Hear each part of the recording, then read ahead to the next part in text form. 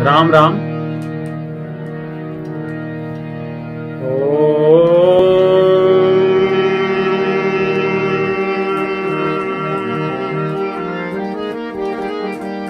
श्री सीतानाथ समारंभा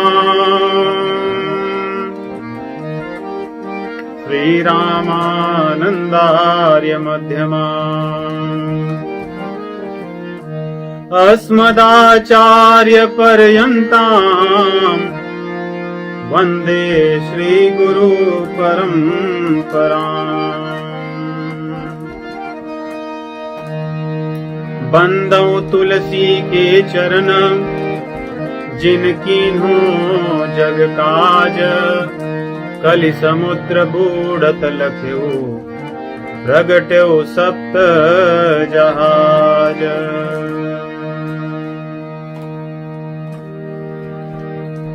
श्री राम जय जय राम, श्री राम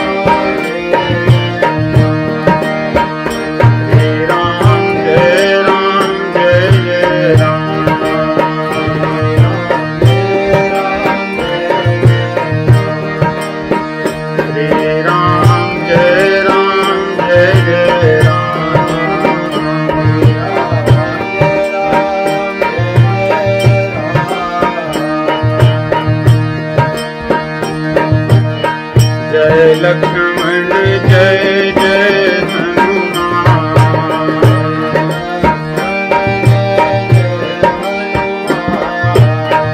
जय लक्ष्मण जय जय हनुमान।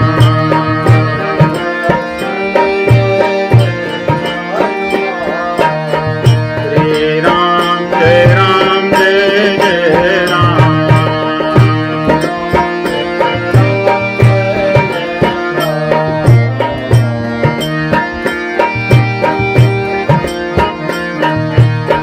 कमला विमला मिथिला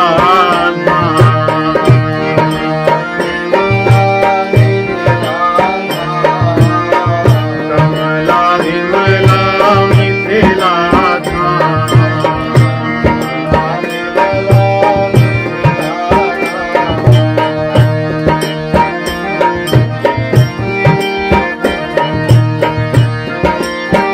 जय जय सरयू अवधपुर धाम,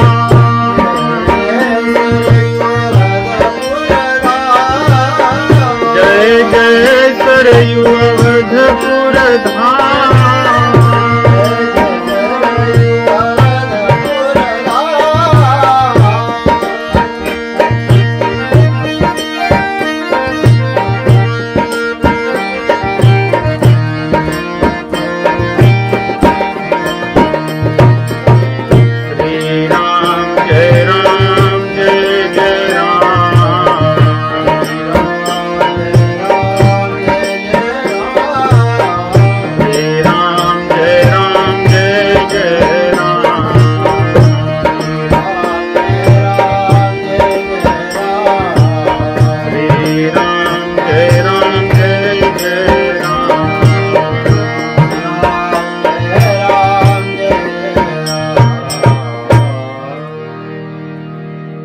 भगवान श्री रामचंद्र जी के प्राकट्य उत्सव पे बधाई। आज की कथा में भगवान श्री रामचंद्र जी का प्राकट्य होगा। बधैया बाजे आंगने में, बधैया बाजे आंगने, बधैया बाजे आंगने में।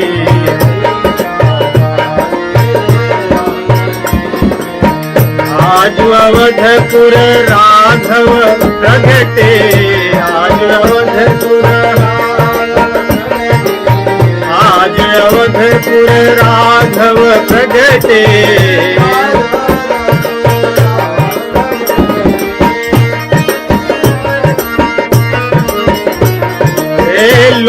धर्म गण अनुरागने में बधैया बाजे, आंगने में बधैया बाजे।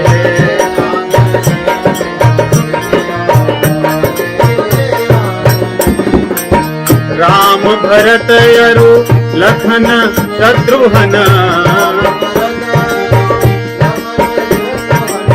राम भरत अरु लखन शत्रुघ्न, सोहत कंचन पालने में बधैया बाजे, आंगने में बधैया बाजे।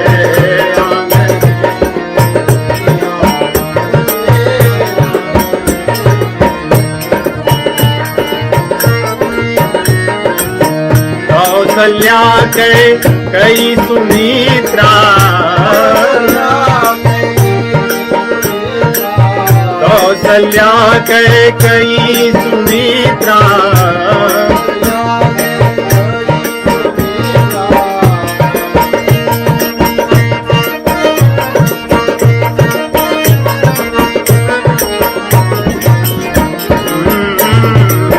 कौसल्या कई सुमित्रा, प्रमुखित मंगल साजने में बधैया बाजे, आंगने में बधैया।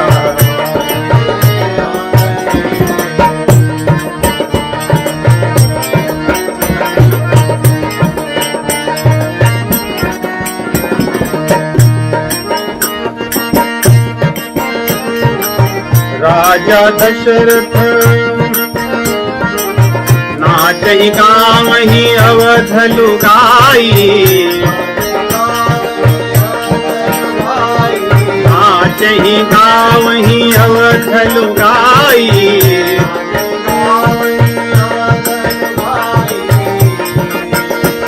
हे मंजुल मंगल बाजने में बधैया बाजे, आंगने में बधैया।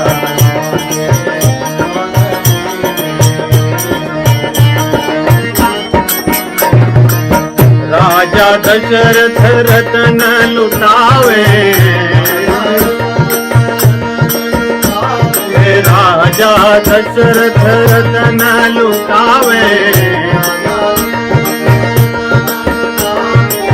नहीं को लाजे, नहीं को लाजे, मांगने में बधैया बाजे, आंगने में बधैया बाजे।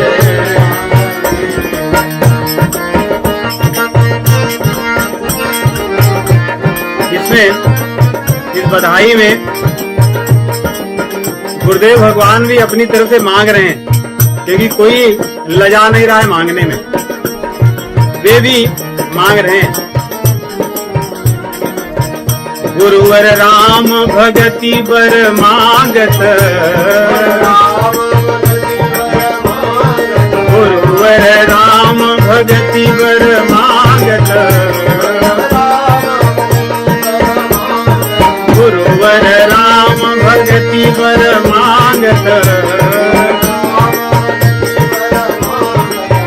गीत नवलरस, गीत नवलरस, पागने में बधैया बाजे, आंगने में बधैया बाजे, बधैया बाजे, आंगने में बधैया बाजे, आंगने में बधैया बाजे, आंगने में बधैया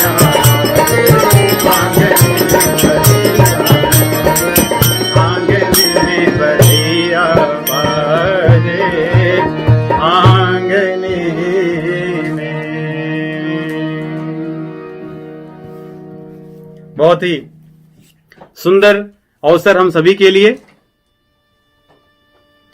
भक्ति में, अध्यात्म में यही सबसे बड़ा लाभ है कि भगवान का जन्म अनगिनत बार हमारे जीवन में होता है।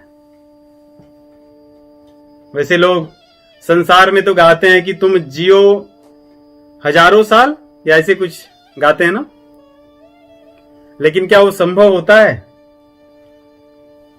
जीते तो वास्तव में भगवान के भक्त ही हजारों साल।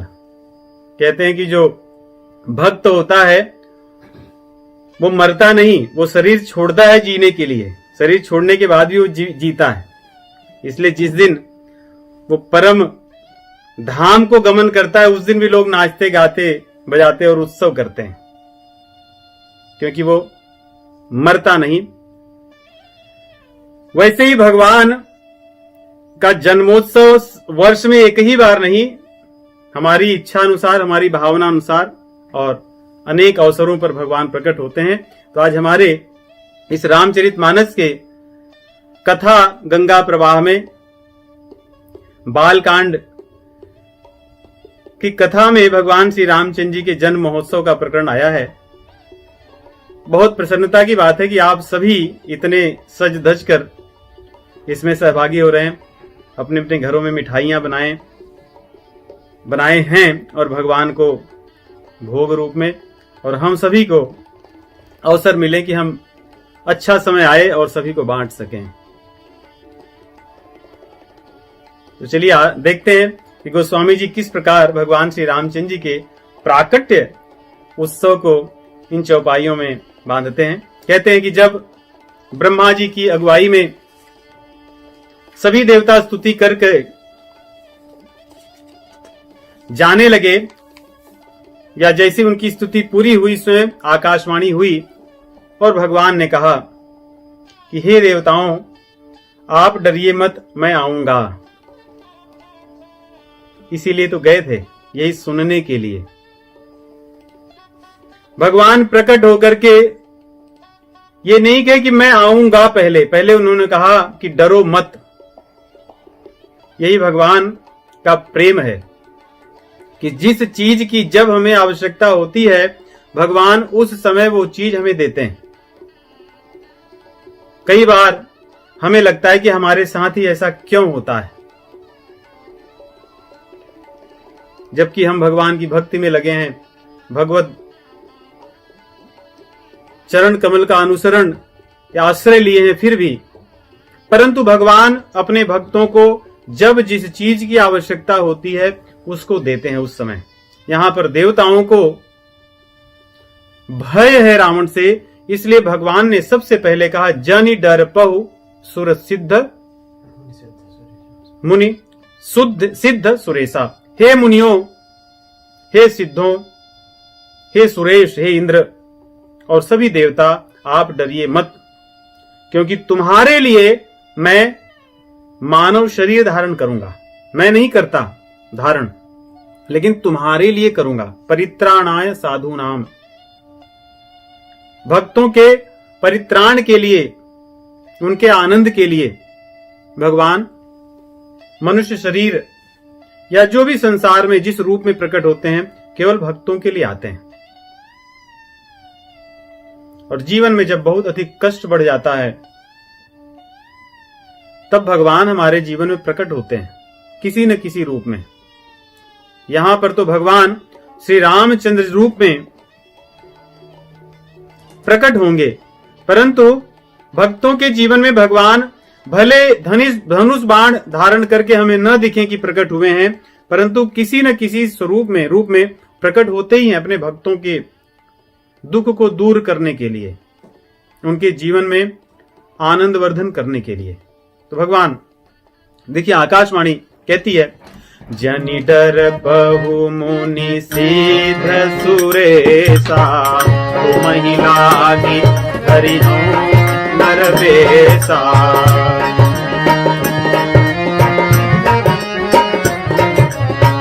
अंतन सहित मनुज अवतारा, रे हम दिन कर भंस उदारा।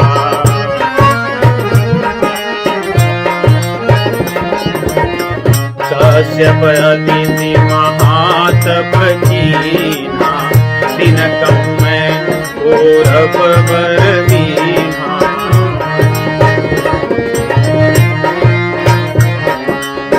ते दशरथ कौसल्या रूपा, सकल पुरी प्रगट नर भूपा।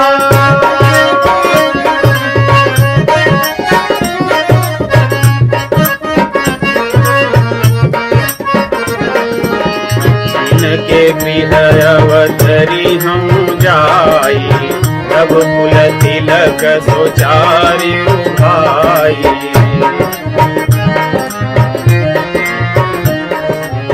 नारद बचन सत्य सब करी हो, परम शक्ति समेत अवतरी।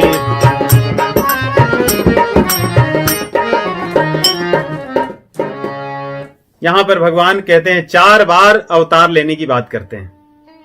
इन चौपाइयों में भगवान 4 बार कहते हैं कि मैं आऊंगा, और अनशन सहित मनुज अवतारा, लेहूं दिनकर वंश उदारा।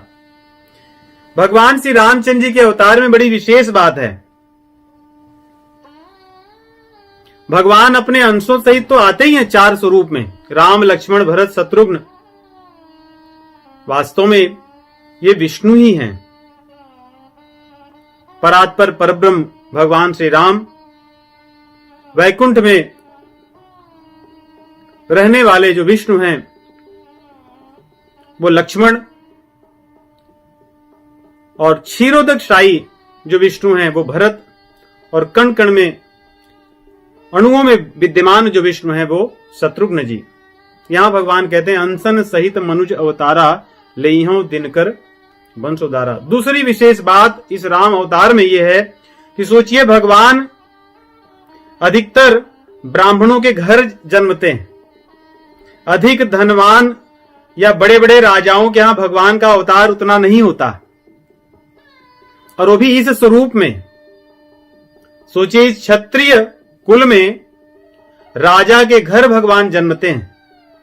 ये कोई सामान्य राजा नहीं है ये, क्योंकि राजाओं में सहज रूप से वैसी भक्ति नहीं पाई जाती जैसी महाराज दशरथ जी में।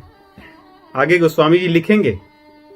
और अकेले भी नहीं आते भगवान कि कभी किसी स्वरूप में आकर चले गए कुछ समय के लिए, जैसे हिरण्यकशिपु अवतार हुआ, या भगवान के अन्य कूर्म, वाराह इत्यादि जो अवतार हुए जो एक विशेष प्रयोजन के थे।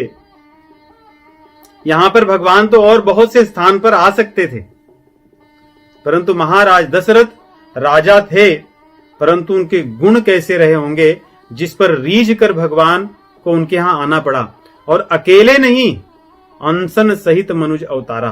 तो पहली बार भगवान कहते हैं कि जन डरपहु मुनि सिद्ध सुरेशा, तुम ही लाग धरिहु नरबेशा। एक बार कहते हैं कि मैं तुम्हारे लिए आऊंगा। फिर आगे कहते हैं अनशन सहित मनुज अवतारा, लेहूं दिनकर वंश उदारा। दूसरी बार। आगे तीसरी बार फिर कहते हैं तिनके गृह अवतरिहु जाई, रघुकुल तिलक सो चार्यु भाई। मैं उनके घर आऊंगा। किसके? कश्यप और अदिति, जिन्होंने बहुत पहले पूर्व कल्प में, पूर्व जन्म में मुझे पाने के लिए तप किया था। वे इस समय अयोध्या के महाराज दशरथ और शत्रुपा जी, उनकी अदिति जी उनकी पत्नी कौशल्या जी हैं। मैं उनके यहां आऊंगा। और आगे कहते हैं फिर से कि नारद बचन सत्य सब करिहूं, परम शक्ति समेत अवतरिहूं। चौथी बार कहते हैं। इस प्रकार भगवान 4 बार कहते हैं कि मैं आऊंगा, आऊंगा, आऊंगा और आऊंगा। गोस्वामी जी ऐसा लिखते हैं कि इसमें कई कल्पों की कथा है। नारद जी की बात कर दिए, इसके पहले मनु शत्रुपा का प्रकरण था ही। यहां पे एक और कल्प की कथा ले आए, कश्यप और अदिति की। तो इस प्रकार आगे जो कथा, इसका अर्थ है कि रामचरितमानस में जो कथा लिखी गई है, ये एक कल्प की कथा नहीं है, ये अनेकों कल्प की कथाएं हैं। इसको पढ़ने से, इसको सुनने से केवल भगवान के एक कल्प की कथा श्रवण का नहीं, सैकड़ों कल्पों की कथाओं के श्रवण का फल मिलता है। जैसे वाल्मीकि भगवान के एक कल्प की कथा है। भगवान जब इस धराधाम पर अपनी लीला करने के लिए अवतरित हुए थे, उस समय महर्षि आदि कवि वाल्मीकि जी ने उनके चरित्र को नारद जी की प्रेरणा से लिखा। वो एक कल्प की कथा थी। यहां पर गोस्वामी जी इसमें अनेकों कल्पों की कथाओं को समावेशित करेंगे। तो इसलिए इसको पढ़ने से हमें अनेकों कल्प की कथाओं के श्रवण का लाभ मिलेगा। आगे ब्रह्मा जी धरणी को समझाते हैं कि हे धरती, अब आप जाइए, निश्चिंत होकर के रहिए। देवताओं को कहते हैं कि आप चिंता मत कीजिए, आप जब प्रभु आने वाले हैं तो उनके सेवा की व्यवस्था कीजिए। यही जीव का धर्म है। भगवान के आने के पहले भगवान के परिकर आ जाते हैं, उनकी सब व्यवस्था करते हैं। जैसे कोई प्रेसिडेंट कहीं जाने वाला हो, उसकी व्यवस्था पहले से ही हो जाती है। सब उसकी सेवा में कौन कौन लगेंगे, कहां जाएंगे, कहां रुकेंगे, क्या क्या काम करेंगे, उनका सब बन जाता है। वैसे ही यहां पे भगवान के अवतार के पहले ही ब्रह्मा जी ने कहा कि अब जब जाएंगे मेरे स्वामी तो उनकी सेवा की व्यवस्था करो, क्योंकि नारद जी के श्राप की बात कह रहे हैं। तो बंदर भालू बन जाओ, और नारद जी ने जो श्राप दिया है कि बंदर भालू जो होंगे आपकी सहायता करेंगे, करी है कीस सहाय तुम्हारी, कि बंदर लोग तुम्हारी सहायता करेंगे, तो आप लोग सहायता करो इनकी। तो सभी देवता लोग बंदर भालू बन करके आते हैं। ब्रह्मा जी भी स्वयं जामुंत जी बनते हैं, भगवान शिव जी हनुमान जी का अवतार लेते हैं। उसी प्रकार सूर्य देवता सुग्रीव बनते हैं, इंद्र बाली बनते हैं, विश्वकर्मा के जो पुत्र नल नील के रूप में आते हैं। इस प्रकार बहुत से जितने भी बंदर भालू दिखेंगे, ये सब वायु के, अग्नि के, वरुण के, ये सब के अवतार हैं। ये सब आए हुए हैं भगवान की सेवा करने के लिए। इसलिए सब सदैव देखोगे भगवान की सेवा में रत हैं और उसीलिए कष्ट भी सहते हैं। तो ब्रह्मा जी की आज्ञा मान करके ये सब पहले ही चले आए। ऐसा नहीं कि प्रभु जी आएंगे तब मैं 2 मिनट, 2 महीने, 2 साल, 20 साल बाद, क्योंकि सेवा तो करनी है, जब बन जाएंगे तब उस समय अवतार लेके तुरंत बड़ा बन जाऊंगा ऐसा नहीं, पहले जा करके सेवा की व्यवस्था कीजिए। आने वाले हैं, जिस वन में भगवान फिरेंगे, जिन जिन कष्ट को सहेंगे, उसमें जाकर पहले उसका आप अनुभव कीजिए, तब भगवान से प्रेम होगा। तो सभी बंदर भालू वनों में आकर के जंगलों में रहते हैं और अलग अलग देश काल में रह करके अपने अपने विशाल समुदाय को बनाते हैं। इसीलिए युद्धकांड का जब वर्णन होता है, वाल्मीकि जी तो बड़े विस्तार में लिखते हैं, एक एक बंदर उनके कितने सहायक हैं, कितने रंग के हैं, उनकी शक्तियां क्या हैं, उनका इतिहास क्या है, युद्धकांड में इन सब का वर्णन होता है। और रावण के ही लोग रावण को कह के सुनाते हैं। तो ये सब बंदर आकर के वहां पर आते हैं। गोस्वामी जी कहते हैं अब ये तो कथा वहां चली गई, बंदर भालुओं के रूप में अवतार लिए हैं देवता लोग, चलो मैं आपको कहीं और ले चलता हूं। यह सब रुचिर चरित में भाता,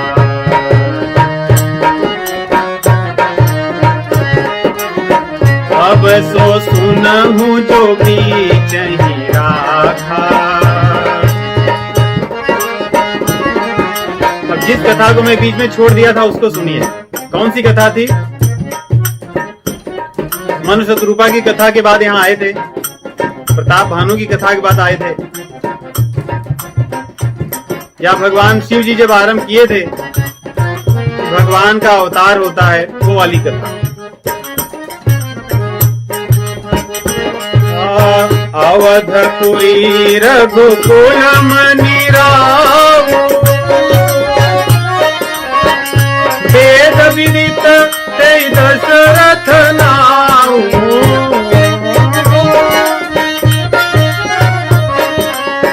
धर्म धुरांधर गुण निधि ज्ञानी,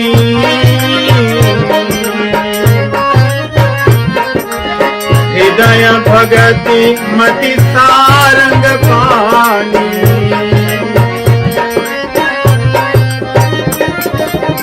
कौसल्यादि नारी प्रिय, सब आचरण पुनीत। पति अनुकूल प्रेम दृढ़, हरिपद कमल विनीत। महाराज दशरथ, जिनका नाम वेदों में वेद विदित ते ही दशरथ नाऊ। सोचिए, ऐसे हैं महाराज दशरथ जी। सूर्यवंश के लिए तो अलग से कथाएं की जा सकती हैं, केवल एक एक राजाओं के लिए। ब्रह्मा जी के पुत्र मरीच, मरीच के कश्यप, और कश्यप से सूर्य देवता, उनके पुत्र श्राद्ध देव जो मनु हुए, जिनको विवस्वान कहते हैं। विवस्वान के पुत्र इक्ष्वाकु, और इक्ष्वाकु वंश में, और इक्ष्वाकु ने ही अयोध्या नगरी को बसाया था। हम भगवान श्री कृष्ण जब भगवत गीता कहते हैं तो उसमें भी कहते हैं कि मैंने इस ज्ञान को मनु को दिया था। विवस्वते, जो विवस्वान मनु थे उनको दिया था, उसके बाद उनके पुत्र को दिया था मैं। इक्ष्वाकवे ब्रवीत, इक्ष्वाकु को मैंने कहा था। ये उस वंश के लोग हैं। इसी वंश में एक से एक कर बढ़ हुए राजा इक्ष्वाकु के ही वंश में आगे चल करके होते हैं जिन्हें ककुत्स कहते हैं, जिसके कारण भगवान श्री रामचंद्र जी को काकुत्स भी कहा जाता है। वाल्मीकि जी रामचंद्र जी को बार बार काकुत्स ही लिखते हैं। ककुत्स मतलब होता है ककुद, ककुद होता है जैसे बैल के ऊपर जो डील के बगल में जो बैठने का स्थान होता है उसको ककुद कहते हैं। ये राजा ऐसे थे कि देवताओं पर जब आक्रमण किया राक्षसों ने, तो ये बैल के ककुद पर बैठ करके राक्षसों से युद्ध करने के लिए गए और राक्षसों को मार गिराया, देवताओं की रक्षा की। सोचिए, ऐसा भी कभी सुना गया है? और एक बार नहीं, इस सूर्य वंश के राजाओं ने कई बार देवताओं की ऐसी रक्षा की है, इसलिए उन्हें ककुत्स कहा जाने लगा। और इन्हीं के वंश में अगर हम देखें तो आगे चलकर के कितने राजा होने के बाद, अनेक पीढ़ियां बीत जाने के बाद मानधाता हुए।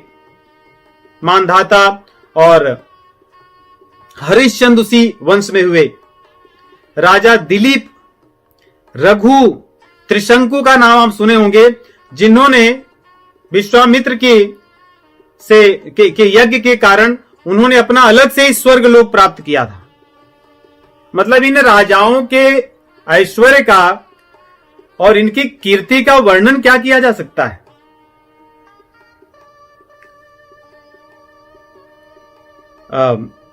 रघुवंश चरितम जो है, जिसको कालिदास जी ने लिखा, उसमें इन राजाओं के चरित्र का वर्णन है। ऐसे कितने इनके चरित्र लिखे गए। सोचिए, महाराज दिलीप इत्यादि, जिन्होंने इन लोगों के वंश के लोगों ने ही ले आए गंगा जी को इस धरा पर। महाराज सगर, उसके उन्हीं के कुल में दिलीप, और उसके बाद रघु जी, रघु के पुत्र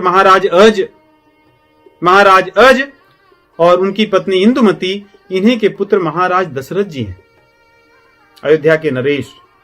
इनकी तो पीढ़ियां हमने बस 1 मिनट में इनके नाम कुछ लोगों के गिनाए। इनके नाम तो ऐसे हैं कि हम गिनने लगेंगे तो घंटों लगेंगे, और इनके चरित्र गाने लगेंगे। एक एक राजाओं के चरित्र कई दिन लगेंगे गाने के लिए, जिन्होंने धर्म की रक्षा के लिए अपने प्राण दे दिए, गायों की रक्षा के लिए अपने प्राण दे दिए, देवताओं के संरक्षण में अपने प्राण दे दिए या अपने बल को लगा दिया, धर्म की रक्षा के लिए अपना सर्वस्व छोड़ दिया। इस समाज का कैसे कल्याण हो, उसके लिए उन्होंने अपने सभी सुख ऐश्वर्य को त्याग दिया। ऐसी राज परंपरा है इनकी। सोचिए, ऐसी राज परंपरा में भगवान आए, और महाराज दशरथ धर्म धुरंधर गुण निधि ज्ञानी। इतना ही नहीं, हृदय भगति मति सारंग पानी। ज्ञानी होना और भक्त होना दोनों साथ में बहुत कठिन है, दुर्लभ है। और धर्म धुरंधर राजा होकर के ज्ञानी होना, धर्म धुरंधर होना, और अपने हृदय में सारंग पाणी भगवान श्री रामचंद्र जी की भक्ति को समेटे रखना, यह महाराज दशरथ जी का चरित्र है। और उनके यहां के लोगों का चरित्र उन्होंने, गोस्वामी जी ने कितनी निपुणता से एक दोहे में लिखा कि ये महाराज के कुल का देखिए, इनका चरित्र कैसा है, कुल के लोगों का चरित्र कैसा है। कौशल्यादि नारी प्रिय सब आचरण पुनीत। कौशल्या आदि जितनी रानियां हैं महाराज जी के, एक एक रानियों के जो चरित्र हैं पुनीत हैं, पावन हैं, पवित्र है। पति अनुकूल प्रेम दृढ़ हरिपद कमल विनीत, इन रानियों के हरिपद कमल विनीत, ये तो विनम्र हैं। पहली देखिए गुण विनम्र हैं, भगवान के चरण कमलों में लीन हैं, अपने पति के अनुकूल हैं और दृढ़ प्रेम इनका भगवान में। ये इनकी रानियों का या इनके कुल के लोगों का चरित्र है। आगे हम रामचरितमानस में पढ़ेंगे कि रघुकुल रीति सदा चली आई, प्राण जाए पर बचन न जाई। जेठ स्वामी सेवक लघु भाई, बड़ा जो भाई है वो स्वामी है, जो छोटा भाई हो उसका सेवक है। ऐसे अनेक इनके कुल की परंपरा रही है। मतलब परंपरा आप समझते हैं कि जिसको मान लिए उसके लिए अपना सर्वस्व छोड़ देंगे। इसीलिए लक्ष्मण भैया बार बार सीता माता जी के स्वयंवर में भी महाराज जनक जी को याद दिलाते हैं कि आप वाणी को ऐसे बोलिए कि हमारी परंपरा के अनुकूल हो। हमारे कुल के अगर एक भी व्यक्ति कहीं बैठे हों, वहां पर आपको क्षत्रिय की मर्यादा या क्षत्रिय के अपमान में एक शब्द नहीं कह सकते आप, क्योंकि हम जहां बैठे हों वहां ऐसी मर्यादा ही नहीं कि कोई ऐसा सोच सके कि कोई पराजित हो सकता हो। भगवान रामचंद्र जी अपने बारे में कहते हैं कि मैं अपने बारे में कहता हूं कि हमारे परंपरा में आज तक किसी ने किसी स्त्री की तरफ पत्नी भाव से देखा ही नहीं है, और सपने में भी नहीं ऐसा हो सकता। ये कहते हैं बड़ी दृढ़ संकल्प के साथ, कहते हैं ये मेरे कुल की परंपरा है। ऐसा लक्ष्मण जी से कहते हैं कि लक्ष्मण ये हमारे कुल की परंपरा है। तो इस कुल का, इस सूर्यवंश का हम कितना गुणगान करें।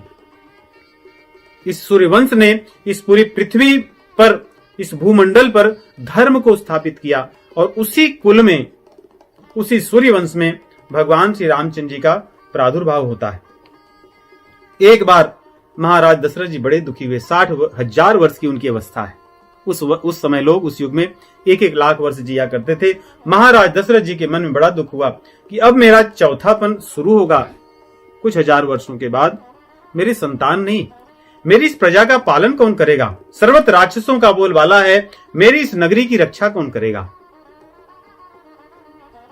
व्याकुल होकर के अपने गुरु जी के पास दौड़े और जाकर के उनके चरणों पर गिर पड़े और बोले, कहते हैं यहाँ पे, गुरु गृह गयऊं तुरत लाला, चरण लादि करि विनय विशाला।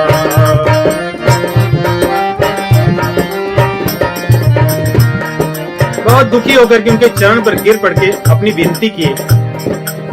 वशिष्ठ जी उनको समझाते हैं, धरहु धीर हुई नहीं सुतचारी, त्रिभुवन विदित भगत भयहारी।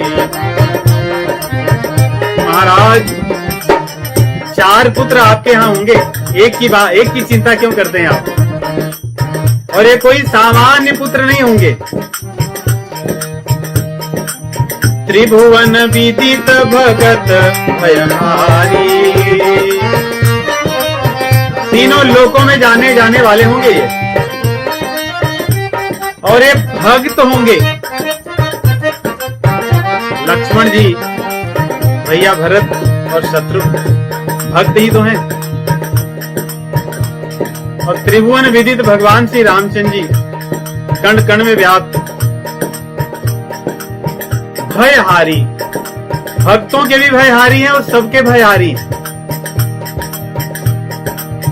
और जहां पे शत्रुघ्न जी का नाम सुन ले तो वैसे ही भक्तों का दुख दूर हो जाता है और राक्षसों को भय मिल जाता है। इसलिए महाराज आप चिंता न कीजिए।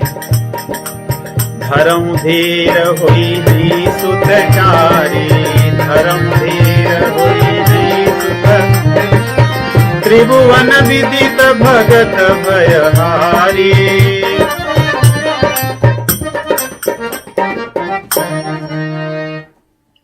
बहुत मंथन हुआ। वशिष्ठ जी ने कहा ऋषि श्रृंगी को बुलाया जाए।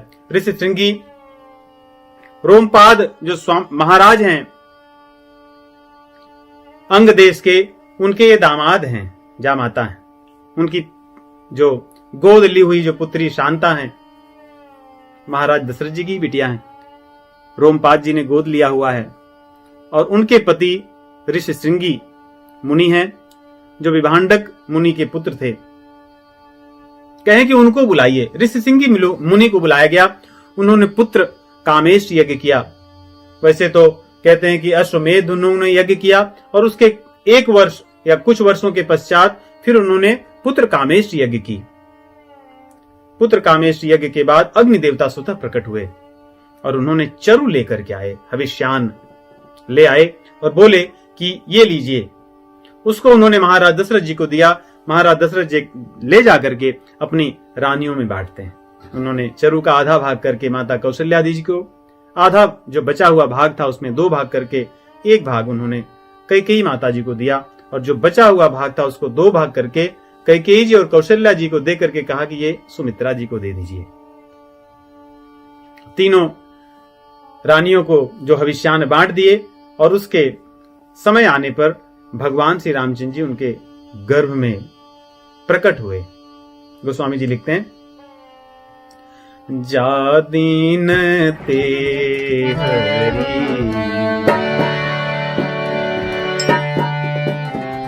जा दीन ते हरि गर्भ ही आए, जा दीन ते हरि गर्भ ही आए, सकल लोक सुख संपत्ति छाए, सकल लोक सुख।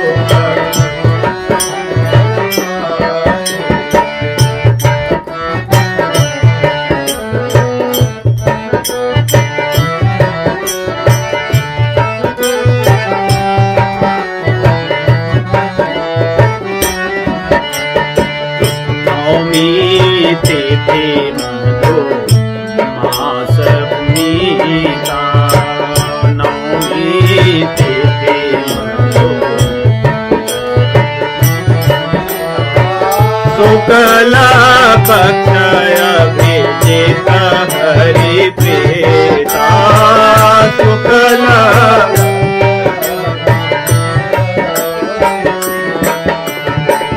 मध्य दिवस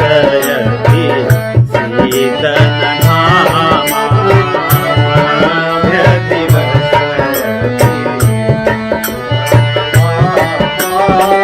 पावन काल लोक विश्रामा,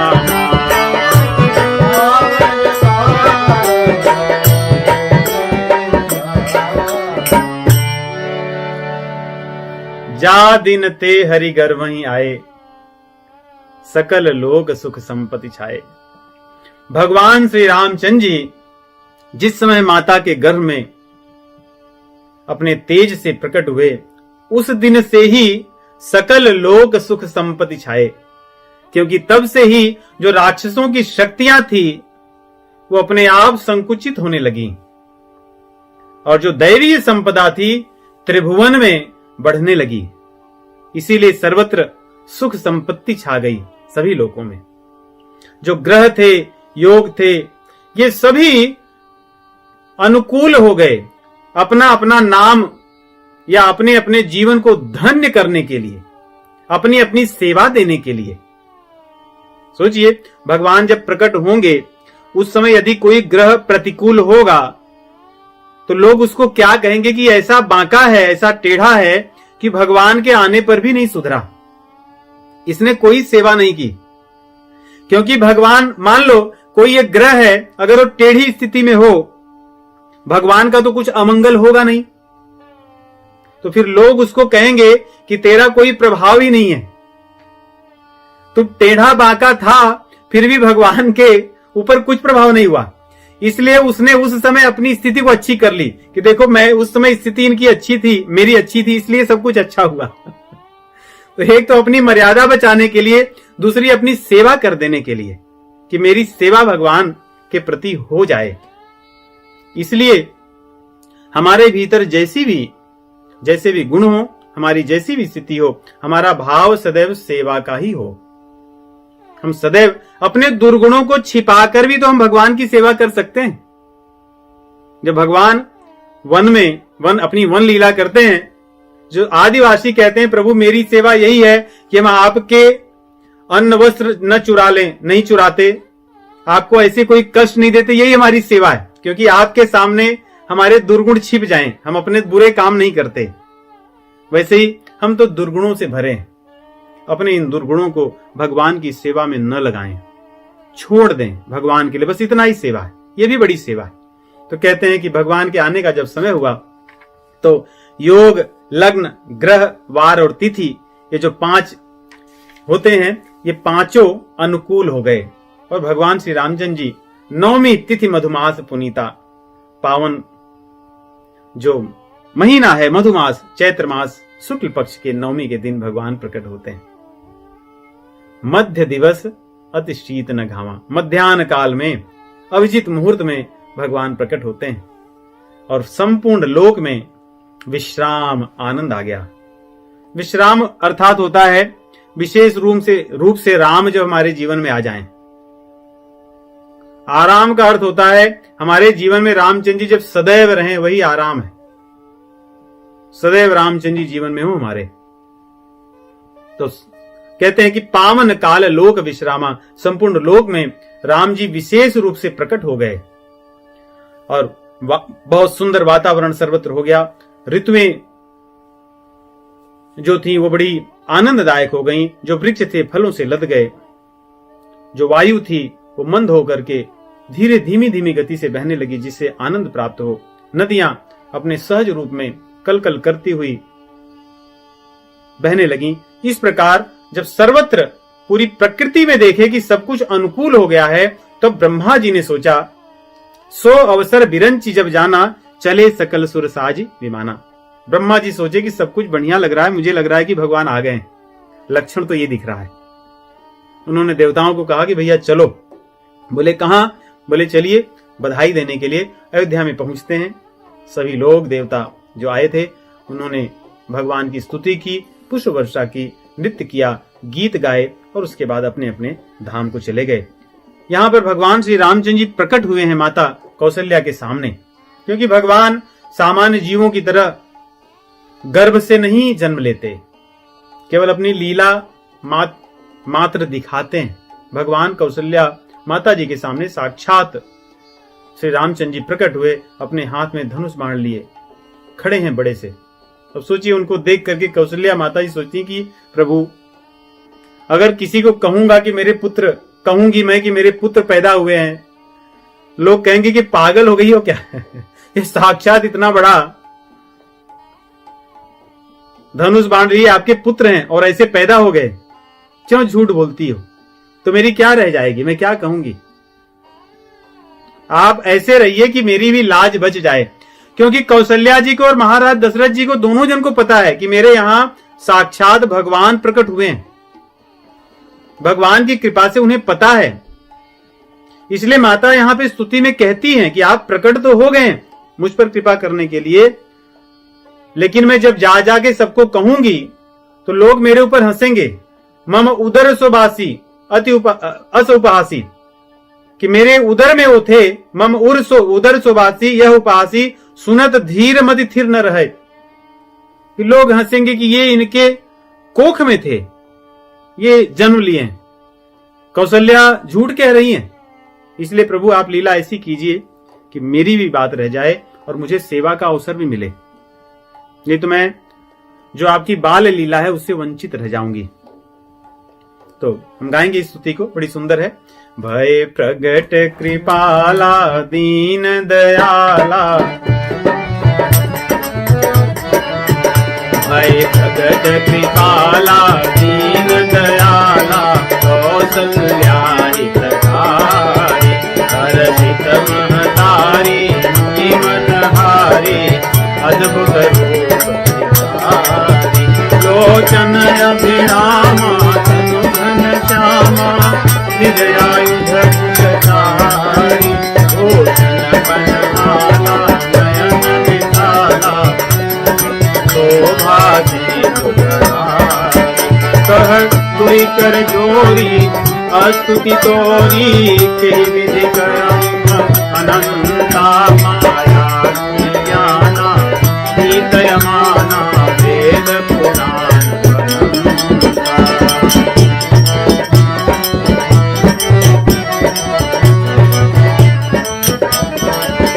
करुणा सुख सागर सब गुण आगर जहि गावहि स्तुति संता सो नमहित लागी जनय अनुरागी अयं प्रगट श्रीमंता ब्रह्मांड निकाया निर्मित माया रोम रोम भेद करे उदर सुभाषी यह उपहासी सुनत धीर मति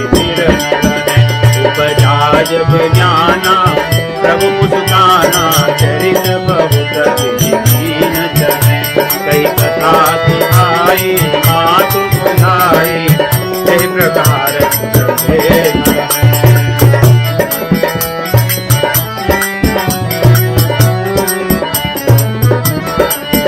माता पुण्य बोली सोमति डोली अजंता की जय शिशुलीला अति प्रिय शीला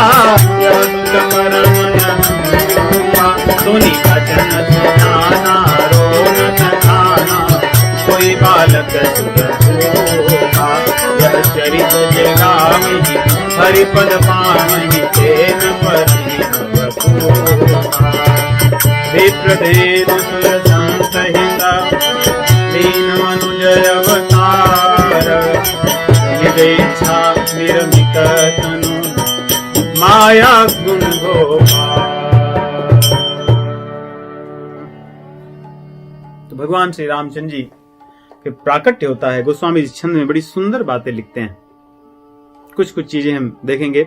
देखिए, कहते हैं माता जी की प्रार्थना सुन करके भगवान छोटे बालक हो जाते हैं, जिससे माता जी उनकी सेवा कर सके बालक रूप में और बाल लीला का आनंद ले सकें। गोस्वामी जी यहां पे लिखते हैं, सुनि बचन सुजाना रोदन ठाना होई बालक सुर भूपा। जो देवताओं के भी राजा हैं, देवताओं के भी देवता हैं, वे छोटे से बालक बन गए कौशल्या माता जी की आज्ञा सुन करके। इसके पहले भगवान ने कौशल्या माता जी को सब कथा बुझाई कि मां आप शत्रुपा थीं और जो मेरे पिताजी हैं वे मनु थे, आप लोगों को याद नहीं है। आप लोगों ने मैं प्रार्थना की थी कि मैं प्रकट हूं पुत्र रूप में, और इसीलिए मैं धनुष बाण लिए पैदा हुआ हूं, आया हूं। यहां लिखते हैं ना, कह दुई कर जोरी अस्तुति तोरी के भी करो अनंता। और हाँ, लिखते हैं कि लोचन अभिरामा तनु घन श्यामा निज आयुध भुज चारी।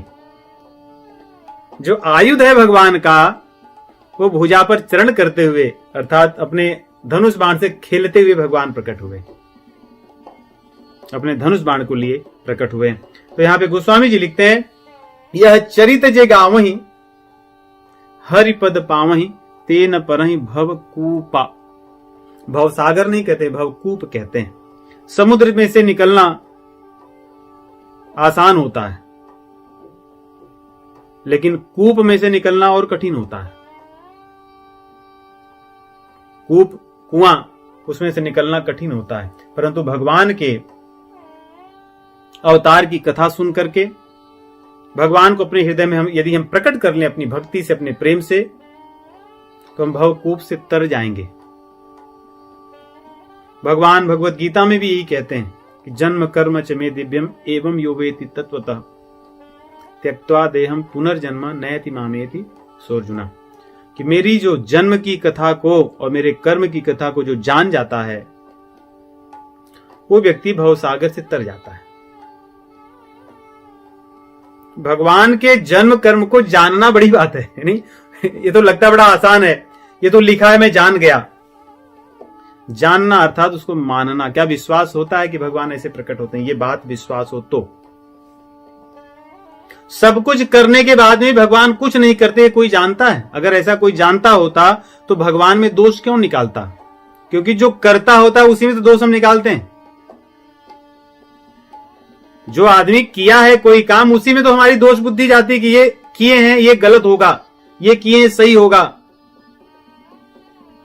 भगवान कहते हैं कि मेरे कर्म को और मेरे जन्म को जो जानता है कि वो दिव्य है, मतलब उसमें मैं करता नहीं हूं और न तो मैं जन्मता हूं सामान्य लोगों की तरह। भगवद गीता में भी कहते हैं ना भगवान, न माम लिम्पन्ति कर्माणि न मे कर्म फले स्पृहा इति माम यो भी जानाति कर्म भीर्न सबध्यते, कि जो मुझे कर्म करता हुआ नहीं जानता और मुझे जन्मता हुआ नहीं जानता, ये जान लेता है कि मैं न तो कर्म करता हूं न तो जन्मता हूं, वो व्यक्ति भी भवसागर से तर जाता है। वही गोस्वामी जी यहां लिख रहे हैं, यह चरित जे गावहीं हरिपद पावहीं तेन परहीं भवकूपा, कि शरीर छूटने के बाद में ये फिर से भवकूप में नहीं पड़ेंगे जहां से निकलना कठिन होता है। क्योंकि क्या होता है कि समुद्र में यदि हम रहें तो दिखता है कि कितना अथाह है, पता तो चलता है कोई दूर दूर तक है कि नहीं, लेकिन कुएं में रहें न तो दुनिया को हम देखेंगे न तो हमको कोई दुनिया दिखेगी, आश्रय पाना भी कठिन होगा। तो इस प्रकार कहते हैं भगवान गौओं की रक्षा के लिए विप्र धेनु सुर संत हित, देवताओं की रक्षा के लिए, गौओं की रक्षा के लिए, धरती की रक्षा करने के लिए और ब्राह्मणों की रक्षा करने के लिए भगवान इस धरती पर अपनी इच्छा से अपना शरीर चुनते हैं। प्रकृतिम स्वाम अवष्टभ्य विसृजामि पुनः पुनः, भगवान प्रकृति को अपने नियंत्रण में करके, प्रकृतिम स्वाम अधिष्ठाय, प्रकृति को अपने अधीन करके भगवान संसार में आते हैं। तो यहां पे भगवान अवतार लिए हैं अपनी इच्छा से, एक स्वरूप जो मनुष्य रूपा को चाहिए था, श्री राम स्वरूप साक्षात प्रकट हुए हैं भगवान। और कहते हैं कि जब भगवान आए तो महाराज दशरथ जी के आनंद का ठिकाना न रहा। जैसे कौशल्या माता जी को पता है कि रामचंद्र जी आए हैं, महाराज दशरथ जी को भी पता है। अब उनको आकर के जो दासियां थी दौड़े सब कि संदेश दे महाराज जी को। महाराज जी ने जैसे संदेश सुना, कहते हैं कि वे स्वयं भाग करके गुरुदेव को बताए। सोचिए, महाराज दशरथ जी के आनंद का कोई ठिकाना नहीं है। परमानंद पूरी मन राजा, कहा बुलाए बजावो बाजा। जो बाजा बजाने वाले लोग थे उनको भी बुलाने महाराज दशरथ जी स्वयं गए, उन्होंने किसी सेवक को नहीं भेजा। कैसा आनंद है, देखिए यही भगवान की सेवा है। महाराज चाहते तो किसी को भेजते, वो स्वयं गए, गुरु जी के यहां स्वयं गए, दौड़ कर गए और जाकर के कहते हैं, जाकर नाम सुनत शुभ होई,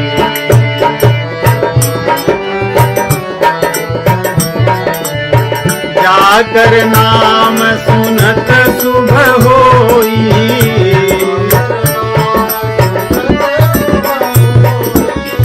जाकर नाम सुनत शुभ होई,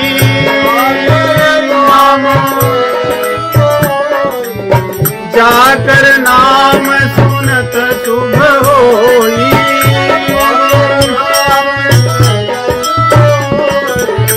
मोरे गृह आवा प्रभु सोई, मोरे गृह आवा, मोरे गृह आवा प्रभु सोई,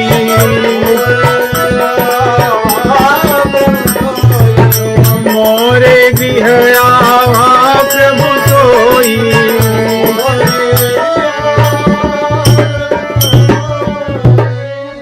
मोरे गृह आवा प्रभु सोई, कौन? जाकर नाम सुनत शुभ होई, जिसका नाम सुनने से ही शुभ हो जाता है। गुरुदेव मेरे यहां वो आए हैं प्रभु, और कोई और प्रभु नहीं आए। प्रभु तो बहुत हैं, संसार में ही बहुत से प्रभु हैं, स्वामी हैं, परंतु मेरे यहां वो प्रभु आए हैं जिनका नाम सुनने से शुभ होता है, सब कुछ मंगल हो जाता है। उन्होंने बाजा बजाने वालों को बुलाया, पूरे नगर में, अयोध्या में उत्सव ही उत्सव हुआ। उसी समय एक और शुभ संदेश मिला कि कैकेयी जी के यहां भैया भरत जी आए और सुमित्रा जी ने 2 बालकों को जन्म दिया, लखन जी और शत्रुघ्न जी। इस प्रकार जो आनंद था और भी आनंद बढ़ गया। अयोध्या में सर्वत्र आनंद ही आनंद छाया है, उत्सव मनाया जा रहा है। महाराज दशरथ जी ने अपने पूरे राजकोष को ही खाली कर दिया, लुटा दिया। कहते हैं कि जिसको लुटाया, जो पाया, उसने भी नहीं रखा, उसने भी दूसरों को बांट दिया। इस प्रकार नगर में, क्योंकि लोगों के यहां जो लोग देते हैं वो कहते हैं मेरे यहां बहुत है, उन्होंने लेकर के दूसरों को दे दिया, घर में हमारे रखने की स्थान नहीं है कहां रखेंगे। तो इस प्रकार लोग पाए और लोगों ने बांट दिया। और यही नियम है, इस संसार में चीजें हमें मिलती हैं और हमें संसार में चीजों को बांट देना चाहिए। यही उत्सव है, चीजों को बांटना यही उत्सव है। लिखते हैं बड़ा सुंदर, गृह गृह बाज बधाव शुभ प्रगटे सुषमा कंद।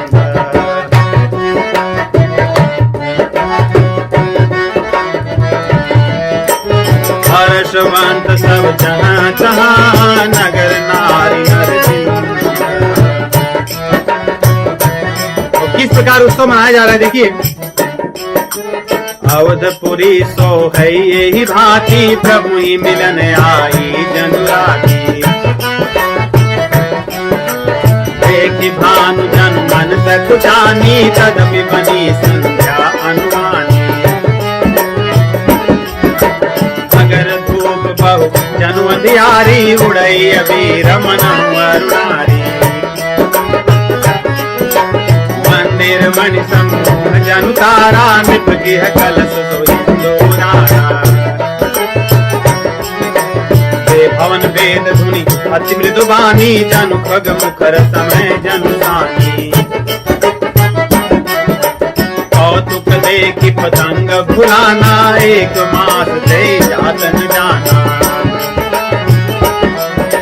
मास दिवस कर दिवस भा मरम न जाने कोई।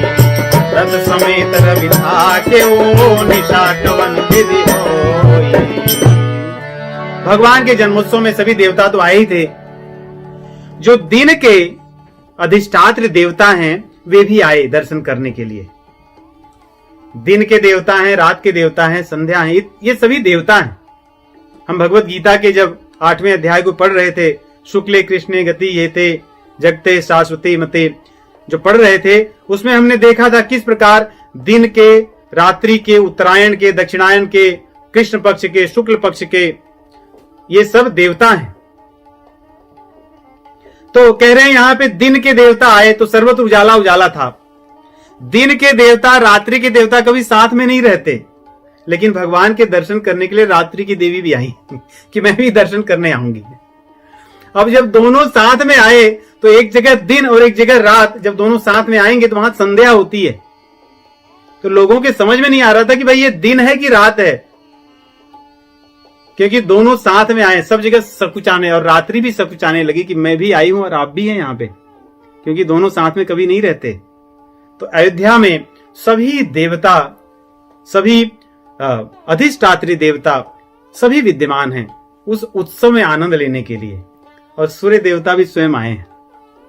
सोचिए, सूर्य देवता और दिन के देवता अलग अलग हैं। सूर्य देवता तो सूर्य का संचालन करते हैं, दिन के देवता दिन का नियमन करते हैं, उसकी अवधि का, इस सब का नियमन करते हैं, और भी जो दिन के कार्य हैं वो करते हैं। जब गति होती है किस प्रकार जीव की, जैसे हमने भगवत गीता में पढ़ा है, तो ये उसकी गति का भी नियमन करते हैं। तो कह रहे हैं यहां पे ये सभी आए थे, सूर्य देवता भी आ गए, और ये इन्हीं का वंश है। इन्हीं के वंश में ये बालक जन्मे। यहां पर ये 30 दिन रहे। गोस्वामी जी कहते हैं कि मास दिवस कर दिवस भा मरम न जाने कोई। जैसे एक महीने का जितना दिन होता है उतना लंबा एक दिन हुआ। इस मर्म को, इस रहस्य को कोई नहीं जान सका। और अपने रथ समेत रवि था केऊ, अपने रथ के साथ अयोध्या में ही उन्होंने 1 महीना निवास किया। या ऐसे कह सकते हैं कि जैसे आजकल लोग घर से काम करते हैं, तो सूर्य देवता भी अपने वंश में इक्ष्वाकु द्वारा बसाई हुई जो उनका घर था, इक्ष्वाकु वंश का, अयोध्यापुरी से, तो वर्किंग फ्रॉम होम करने लगे 1 महीने तक। उस उत्सव में उन्होंने आनंद लिया। तो इस प्रकार गोस्वामी जी कहते हैं कि ऐसा तो सारा आनंद चल रहा था। और कह रहे हैं कि बड़ा सुंदर बात गोस्वामी जी भगवान शिव जी के द्वारा कही हुई जो कथा को बता रहे हैं। पार्वती जी से भगवान शिव जी कह रहे हैं, पार्वती जी तुमने कहा था कि वो भी कथाएं मुझे कहिएगा जो मैंने आपसे पूछा नहीं होगा। औरव जो पूछा नहीं होई, नाथ बुझाए सो दयाल राखो जनि गोई। औरव जो पूछा नहीं होई, सो दयाल राखो जनि गोई।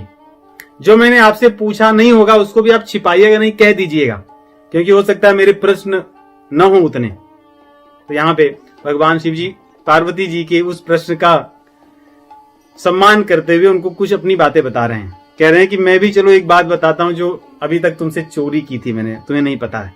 बोले कौन सा? बोले सुनो। और एक कहूं निज चोरी, सुन गिर जाती दृढ़मति तोरी। कह रहे हैं तुम्हें मैं इसलिए सुना रहा हूं कि तुम्हारी मति दृढ़ है। ऐसा न हो कि तुम कथा छोड़कर कुछ और चर्चा करने लग जाओ कि मुझे क्यों नहीं बताए, और कथा यहां से छूट जाए। इसलिए भगवान शिव जी प्रशंसा कर दे रहे हैं कि भाई तुम्हारी मति बड़ी दृढ़ है। तो पार्वती जी को अच्छा लगेगा कि हाँ मेरी मति दृढ़ है, आप कहिए, मैं सुनना चाहती हूँ। और एक कहूं निज चोरी, सुन गिर जायति दृढ़मति तोरी। काग भुषुंडी संग हम दो, मनुज रूप जाने नहीं तो।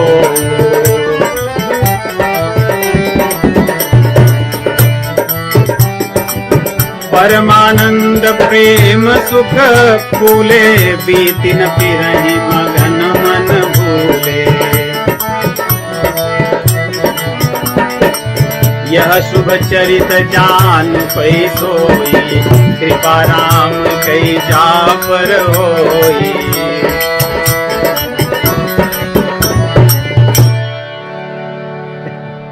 कहते मेरी एक चोरी है, मैं और मेरा मित्र। बोले कौन सा आपका मित्र? बोले मेरा मित्र कागभुषुंडी। उस समय हमने मनुष्य रूप धारण करके अयोध्या में चले गए। उस उत्सव में हम लोग भी आनंद ले रहे थे। तो पार्वती जी पूछती हैं कि पकड़े नहीं गए क्या आप? डमरू, नाग, मुंडमाला, नगन वेश, जटा भयंकर देख करके वैसे ही लोग डर जाएं, और आप मनुष्य रूप में वहां पहुंचे तो क्या आपको किसी ने देखा नहीं? बोले नहीं, देखे थे कुछ लोग। बोले कौन? यह शुभ चरित जान पै सोई, यह शुभ चरित जान पै सोई। कृपा राम कई जा पर होई, कृपा राम कई जा पर, कृपा राम कई जा पर होई। बोले जिस पर रामचंद्र जी ने कृपा की थी केवल वही लोग जान पाए। बोले मतलब बोले रामचंद्र जी ने जिनको जिनको बताया कि देखो कौन आए हैं।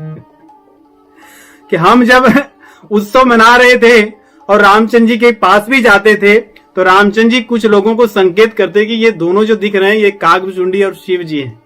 तो रामचंद्र जी ने हमारी पोल जिनके जिनके सामने खोली वे लोग हमें जान पाए, बाकी लोग हमें नहीं जान पाए। हम तो आनंद लेते रहे, हम भी गली गली में अवधवासी बन करके घूमते रहे। और भगवान शिव जी रामचरितमानस में कई बार कहते हैं अवधवासियों का जो सुख है, जो उनका आनंद है, जो परमानंद है, उसका लव मात्र भी बड़े बड़े देवता, उसका लव मात्र अनुभव करने के लिए, पाने के लिए बड़े बड़े देवता भगवान से प्रार्थना करते हैं, लालायित रहते हैं। इसलिए मैं भी अपने इस देव स्वरूप को तज करके भगवान के जन्म उत्सव में आनंद लेने के लिए गया था। मैं भी गलियों में घूमता था, नाचता था और आनंद लिया करता था। इस प्रकार कहते हैं कि सर्वत्र आनंद ही आनंद चल रहा है। गोस्वामी तुलसीदास जी कह रहे हैं कि सब लोग मेरे जो ईश हैं, दशरथ जी के जो नंदन हैं, उनके चिर जीवन की कामना कर रहे हैं। जैसे बालक जब जन्मता है तो लोग गीत गाते हैं, उसके दीर्घायु की कामना करते हैं। कहते हैं मेरे जो स्वामी महाराज दशरथ जी के यहाँ जो जन्मे हुए भगवान श्री रामचंद्र जी अपने अनुज सहित आए हैं, उन्हें चारों दशरथ तनय के लिए सभी लोग उनका चिर जीवन हो ऐसी कामना कर रहे हैं और उत्सव मना रहे हैं। तो इस प्रकार अयोध्या में उत्सव चलता है। आगे की कथा अगले सप्ताह। सभी को राम राम।